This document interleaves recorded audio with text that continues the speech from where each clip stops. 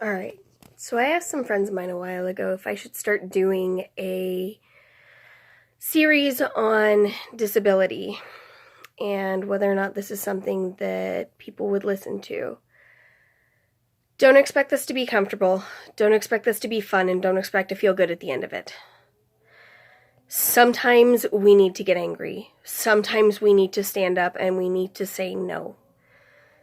Sometimes we need to get pissed off and we need to get so angry that we just want to crawl into a hole because we know that our anger would scorch the earth. So, the first thing I'm going to talk about is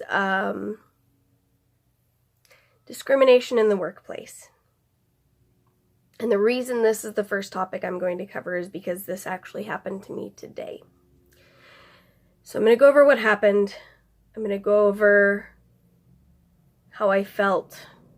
And I'm going to go over how this should be dealt with. Okay? Because a lot of times we'll get stuff like this at work and you don't know how to deal with it. You don't know how to maybe confront your manager. You don't know how to, you don't know how to speak up for yourself. And that's why I want to make this that's why I want to make this series, because I am one of those people who speaks up for myself, and I speak up for my friends as much as possible. Sorry guys, I'm trying to get this set up. I speak up for my friends as much as possible, and they can vouch for that. I'm not going to work. This is going to be fine. There we go. So, what happened to me today was I was at work, and I work at an Arby's. I love their food, don't get me wrong. This has nothing to do with the company.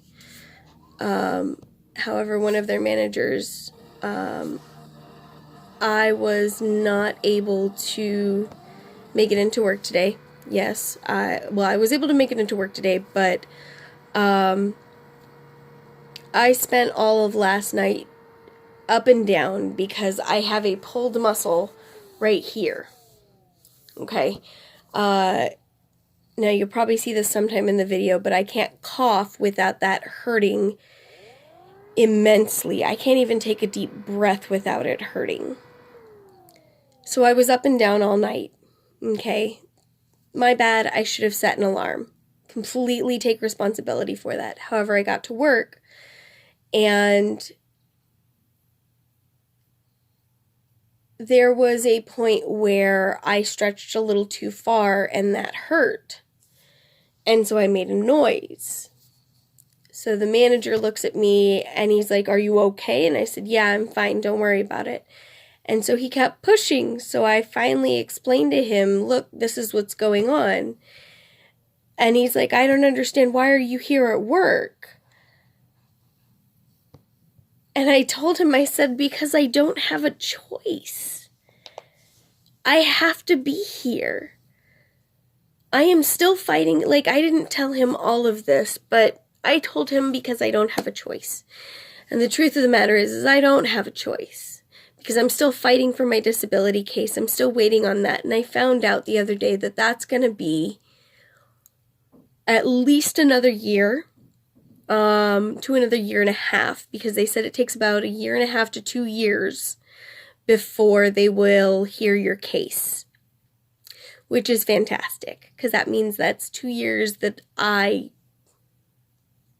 have to work my ass off and come home and be absolutely fucking exhausted and not be able to take care of myself the way that I need to, because I have to get up and I have to go to work. This week I actually did not go to work at my other job, and that was because I was lying in bed the entire time, because I would wake up vomiting, and because I've been coughing so hard that I've been vomiting. And so if you wake up and you're vomiting, you're not going to want to go into work. Nobody's going to want to go into work. And I feel like shit because that job doesn't, they don't seem like they believe me either, even after I've brought in paperwork from being in the ER, and that's why I wasn't at work.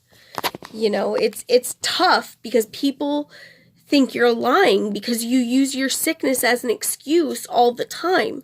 I'm not using it as an excuse. That is the truth of my life. And I'm sorry, but if you have a problem with that, that's not my issue. That's yours. And you really need to take a different look at yourself. And you maybe need to think, you know what? Maybe people do have these issues, and maybe people are having to be forced into the work area because they can't afford to live any other way. I work an office job and I work a retail job. I work at a restaurant. You know, I don't have the option of really doing anything else. And the thing is that I'm going to school full time right now. Tuesdays and Thursdays, I am in school pretty much from 12 in the afternoon until about 5 in the afternoon. Okay? And last semester was even more. Like, I was there all day. I was there until like 10 o'clock at night. Because that was what I was doing, is I was taking classes and I was working my ass off to get my degree so I can get into American Sign Language interpretation.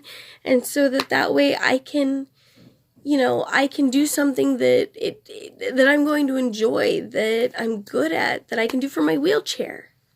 I'm not going to be able to work at Arby's from a wheelchair, and that's going to be the truth of the matter in a little bit.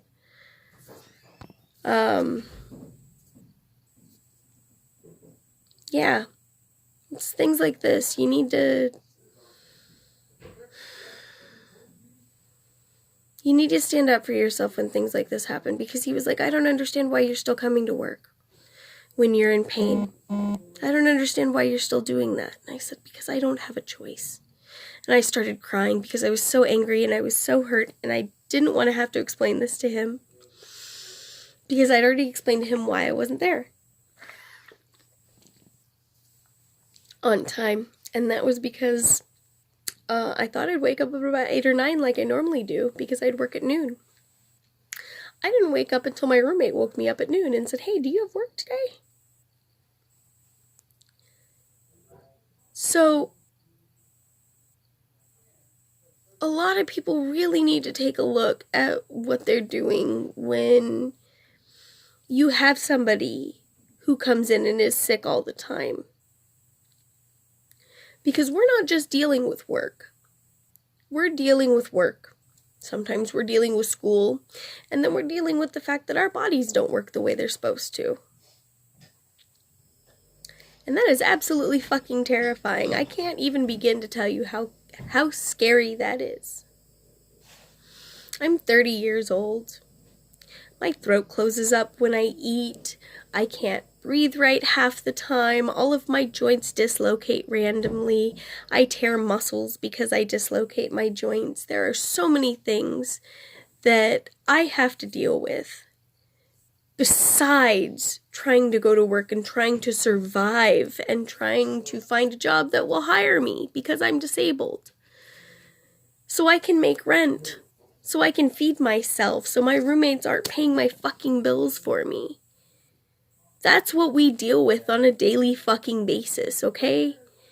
And we know how shitty it is. Don't even think that we don't. We know how shitty it is. And we have to deal with not only our depression from, you know, whatever it is that we've had in our life. We have depression because we are disabled.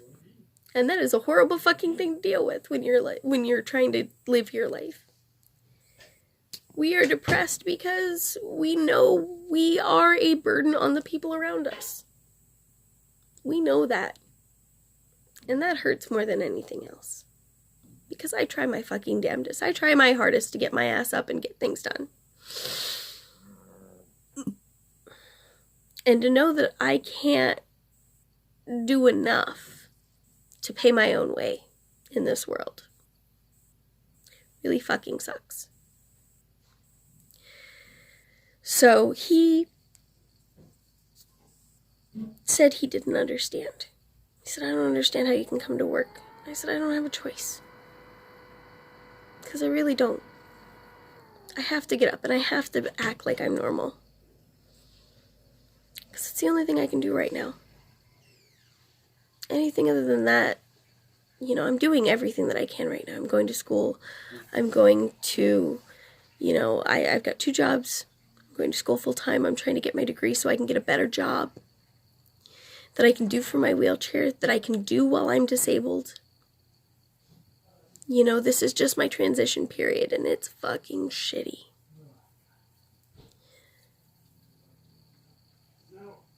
But people need to understand, and people need to be a little bit more compassionate with folks who come in. And yeah, I know there are people who lie. But you know what? When I can bring you my ER paperwork, and I'm on Medi-Cal, and I'm fighting for a disability case, I'd like you to take my word that I'm fucked up physically and not make me feel shitty for it, because I already feel shitty for it. I don't need you making it worse. Okay? Be kind to each other. You know, be open-minded and just be a fucking compassionate human being, okay? That's all we ask. Is just be compassionate and treat us like you would anybody else. Trust us, listen to us. You know, we are in the middle of a huge cultural shift right now where we are going through folks who are victim blaming and folks who are doing everything they can to make life shitty for other people. But we are changing that now.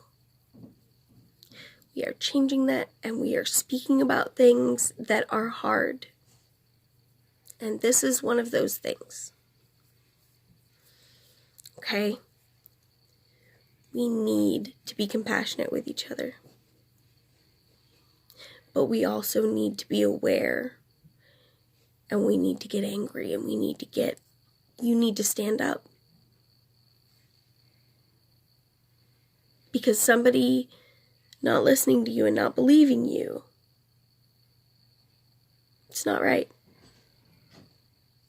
If you can prove, don't be a dick, guys. I think that's all I've got for this one right now. We'll see you guys next time.